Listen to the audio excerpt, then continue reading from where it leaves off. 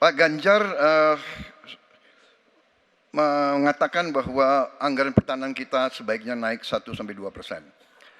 Dan bahwa kita harus membangun industri pertahanan dalam negeri yang kita utamakan. Pertanyaan saya, kalau kita menaikkan sampai dengan 1-2%, bagaimana sikap Bapak dalam mengambil keputusan tentang teknologi yang mana yang kita prioritaskan dalam peningkatan pertahanan itu?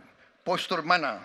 Daratlah, lautlah, udara, atau ketiga-tiganya, atau kita mengarah ke teknologi yang lebih canggih lagi? Terima kasih. Baik, masih ada waktunya Bapak? Cukup? Baik. Kami persilakan Bapak Ganjar untuk menjawab pertanyaan dari Pak Prabowo. Waktu Anda 2 menit, silakan Bapak. Terima kasih. Mudah-mudahan saya didudukkan di tengah memang agak mendinginkan dua kawan saya kiri kanan. Makasih Pak Prabowo. Mana pilihannya dari matra itu? Proporsional Pak. Tapi tidak ada serangan yang akan masuk melalui darat karena kita negara archipelagic. Maka yang mesti diperkuat hari ini adalah laut. Prioritas. Laut, mereka butuh sonar Pak. Mereka butuh sensor-sensor Pak. Dan hari ini mereka menyampaikan kepada saya kebutuhan itu nomor 1 hari ini. Yang berikutnya tentu udara. Kenapa udara? Kami tidak bisa Pak. Dan saya senang kalau nanti Bapak dalam forum ini menjelaskan ide Bapak untuk membeli pesawat bekas. Kenapa ini menjadi penting? Kami tidak rela dengan statement Bapak tadi yang saya dukung Pak. Kasihan prajurit. Pak kalau pilotnya itu mesti dilatih 3 tahun, pesawatnya bekas Pak. Dan dia harus datang lagi, pelatihan lagi Pak. Dengan resiko yang sangat tinggi, tentu itu sangat berbahaya. Maka peningkatan itu Pak di awal saya sampaikan, kenapa pertumbuhan harus tinggi? Kenapa industri dalam negeri menjadi prioritas? Bahkan saya sebut tadi, tank dibuat di mana, heli, fregat, cyber dibuat di mana, agar kita bisa konsisten dalam perencanaan pembangunan, termasuk ketika kita membuat kapal selam yang sudah dimulai dari PT PAL. Yang kerjasamanya kalau tidak salah Bapak batalkan dengan Korea Selatan. Tolong Pak kalau saya keliru, ini kesempatan Bapak Yang untuk mana? bisa menjelaskan. Yang mana dibatalkan? Dengan PT PAL yang kerjasama dengan Korea Selatan. Kapal selam. Pak Prabowo, Jadi nanti itu. Ini nggak apa-apa kalau saya terima sebenarnya debat sebenarnya seperti ini. Kalau boleh tanya jawab langsung. Baik, silakan menarik. Bapak Ganjar, silakan. Silakan Oke. lebih menarik. silakan Pak dilanjutkan, masih ada Oke. waktu. Masih ada waktu Pak Ganjar. Ya, ya karena sudah selesai.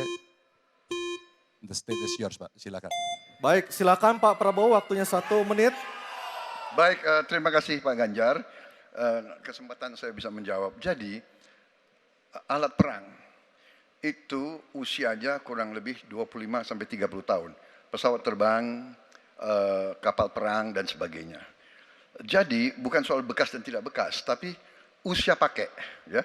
Kemudahan, jadi pesawat, umpamanya pesawat Mirage 2005, yang ada di Qatar, yang rencananya kita ingin akuisisi, itu usia pakainya masih 15 tahun Pak. Dan teknologi ini mengarah kepada yang lebih canggih. Kita menunjukkan yang canggih, yang terbaru. Tapi kalau kita beli baru, datangnya Pak, baru 3 tahun, dan operasionalnya itu baru 7 tahun Pak. Nah sementara 3-7 tahun ini, kita perlu deterrent, kita perlu kemampuan. Itu maksudnya latar belakang. Jadi saya kira itu yang bisa saya jelaskan, tapi waktu yang singkat Baik, tidak waktunya cukup. habis, Baik, Bapak. waktu sudah habis. Saya kembali ke Capres nomor 3. Tenang dulu. Bapak Ganjar untuk menanggapi tanggapan dari Pak Prabowo, silakan Bapak 1 menit. Ya awalnya saya percaya sekali bahwa Bapak akan memahami ini. Tapi hari ini saya menjadi meragukan. Karena saya bertanya kepada pilot, saya bertanya kepada Angkatan Laut pada persoalan ini. Perencanaan pembangunan yang top down membuat seluruh matra hanya menerima saja. Kenapa ini saya sampaikan Pak? Maka kalau kita bicara katakan bukan soal cerita bekasnya, buat kami tidak. Karena Yuwono Sudarsono pernah menolak itu dan apa yang Bapak rencanakan hari ini ditunda. Apa artinya? Saya kira perencanaannya terlalu gegabah pada soal itu. Dan keseriusan itu tidak dimunculkan sama sekali pada pengelolaan industri pertahanan dalam negeri. Di mana PT PAL kemudian hari ini sudah mendapatkan hutang dan kemudian dia tidak bisa melaksanakan apapun pada soal itu. Maka ini menjadi catatan, tapi saya berterima kasih karena Pak Prabowo menjelaskan itu. Dan mudah-mudahan masyarakat menjadi jelas posisinya.